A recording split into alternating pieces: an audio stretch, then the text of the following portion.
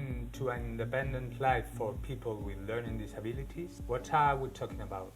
So independence is a funny word, isn't it? Because we all need help. I mean, everybody needs help. And I think when we talk about independence, sometimes people hear that as, the ideal in life is not to need help. So that can't be right. So if independence is a good thing, I think it means something slightly different to the way we sometimes normally talk about it. I think the best thing is just to think about how do you have a good life? Well, a good life has to be coming somehow from who you really are. Yes, what your gifts are. You do need freedom and assistance.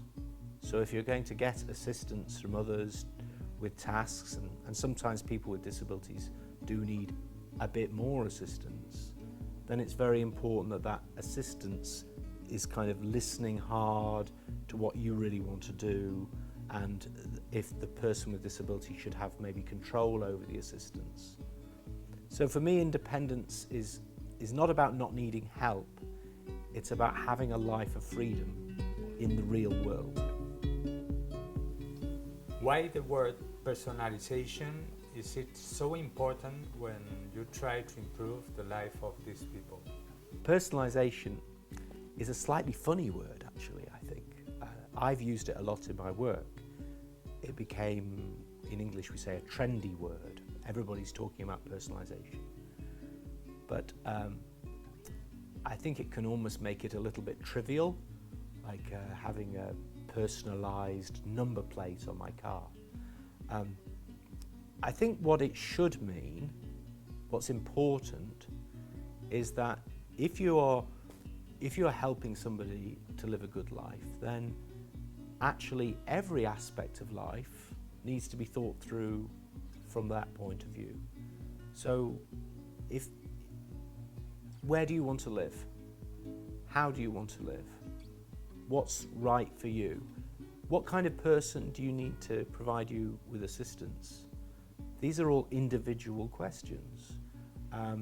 If you get that wrong for the individual, then their life will be harmed. So it's about, I think it's actually just about respecting the person, as we all need to respect each other. It's not so much a fancy, clever, new thing. It's just taking seriously individual rights and the need to respect who the person really is.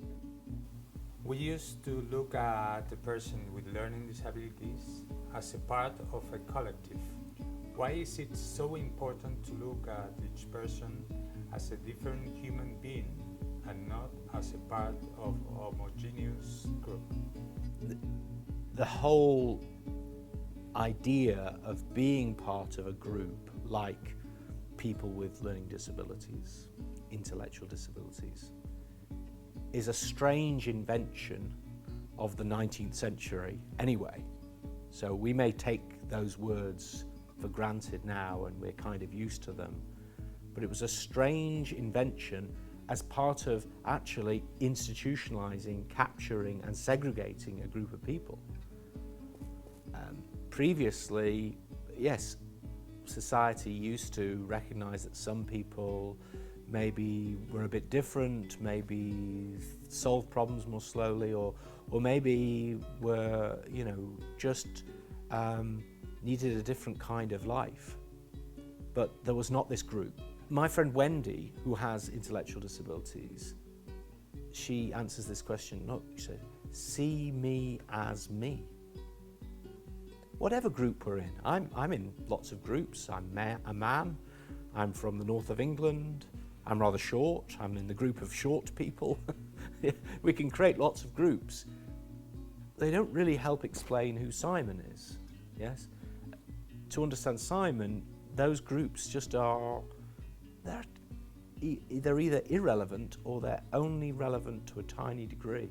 So everybody needs to be seen for who they really are. And that is the unique individual that God made you, or if you don't believe in God, nature made, but everyone is different. And so, yeah, these labels are just like powerful clouds of smoke. Like they just fill people's imagination, and they actually disguise the true person. So everybody needs to be seen for who they really are. Which are the steps that an organization must take to change for an institutionalization into a community model? For many years now, organizations have been, I think, on a journey. And I think it would be a mistake to think we were even halfway on that journey. And I think it would be a mistake for me to say, this is the answer. Because really, we're still struggling. I think there are lots of interesting examples of things that are working. So I think the first responsibility of any organisation is to pay attention to what is working and what you can learn from others, actually. So almost humility is the first step, just to be willing to learn and to really examine what are you doing. But I think the second thing is, if you treat each individual that you support seriously as a citizen, then many obvious questions arise. So if you are trying to help people have a home and you're supporting someone as a citizen, then their housing rights should be the same as everybody else. The decisions they make should be supported to be similar. So what neighbourhood do you want to live in? How close do you want to be to your family? How close do you want to be to your work? All the decisions everybody makes about home, which are sometimes tricky and difficult, but that's the thing we should be exploring. If we're supporting people to live their life during the day, then what are your gifts? What are your talents? What do you want for yourself? So what we shouldn't be saying is, we have a place in a day centre for you. We have a place in a group home for you, because that's the opposite of what citizenship demands. So we have to address every individual as an individual, but we have to also be creative about finding out what different ways of working organisations can adopt. There is not a final end yet, because we are a long way from achieving citizenship and inclusive communities. So willing to learn maybe is the most important thing. Why is it a necessary joint to the concept of supporting a person with human rights? Why do we support people? It's an interesting question. Why do we support people? The only good answer is because people are entitled to support. Why are they entitled to support? Because they have a right, a fundamental human right to support. Now, that's easy to say. What difference does it mean seeing that as a right, as opposed to just charity or pity or something that somebody's done because they're a nice person? Well, if it is a right, then it means that the person really is in control of it, and that they can expect it, and that they do not just receiving a gift that somebody else can decide with the shape of the gift, but it's actually a right that they can exercise as a citizen. So thinking about support in terms of rights is actually fundamental for getting the power balance right, and realising that actually it's the person's life, it's the person's right to have a life, and they should be driving the decisions about all the individual matters of housing and support and employment and family and all those individual specific rights. But rights say, this is your life and it needs to work for you. You have worked in a public department, and maybe for this reason you can understand better the logic of governments. How can anyone convince politicians that it's urgent to left behind the concept of service users? So this is a good question. What changes, how do politicians change their way of thinking, but also how do, I would say, civil servants and politicians are two slightly different animals, Civil servants are the people who run the bureaucracies of government. My experience is that, and this may seem too easy, politicians are not the difficult part. Politicians have very little time. It's a strange world, politics. Politicians are very busy. What they need is to have new ideas explained clearly and to hear that people like that way of talking. So what politicians need is an audience that appreciates a different way of talking. And so if you are Plena, Inclusión or any other organisation working around rights, then I think you can work with politicians to change the way they think and talk quite easily by valuing it when they do it right and expressing disapproval because politicians want approval. Civil servants don't need approval because civil servants have real power, and civil servants are their job is to keep things the same while pretending to do everything the politician says. And that is a very cynical view, but that was my experience of government. So the really difficult part is to change the system by making it easy to make good changes and making it easy for politicians to insist on good changes. So in a way, it's not the politician that's the problem, it's the system the politician pretends they can control that's the problem. And advocates need to really work in partnership with politicians to almost transform those systems, which is the hard part. Your book, Keys to Citizenship, provided ideas to get good support to people with learning disabilities. Do you think that nowadays we are giving these people the right to be considered as a real citizens? I think most people don't even think about citizenship in their own life. So I think we are, as a society, still trapped in an old way of thinking. But the world needs us to behave like citizens. I actually think many people with intellectual disabilities understand better than other people why citizenship is important. And citizenship is not just about having the rights, but it's also having responsibilities. It's about actually saying we need to make this community function, we need to take care of our world, we need to take care of each other. Things only get better when people start behaving like citizens. And so the book, The Keys to Citizenship, is like tools to help people on a journey. But I would say no, we are only just beginning to wake up to the idea of citizenship.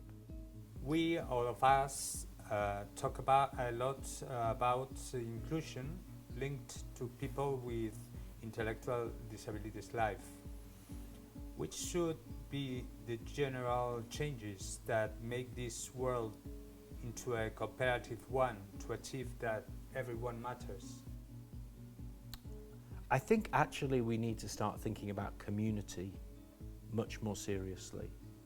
And I think community, there are lots of communities, but I think neighbourhoods really matter. I think, especially with the big environmental crisis we're in, we should appreciate even more that we need to be taking care of each other in a place, and the relationships we have are very important, and how we welcome people into that place and help them be a citizen becomes very important. So I think that supporting people with intellectual disabilities to be citizens is actually just one part of a wider social challenge. But if we did that, wouldn't that be brilliant? Wouldn't that make everybody's life so much better if we could really create inclusive communities in every place? You promote universal basic income. How can this proposal be connected to people with disabilities?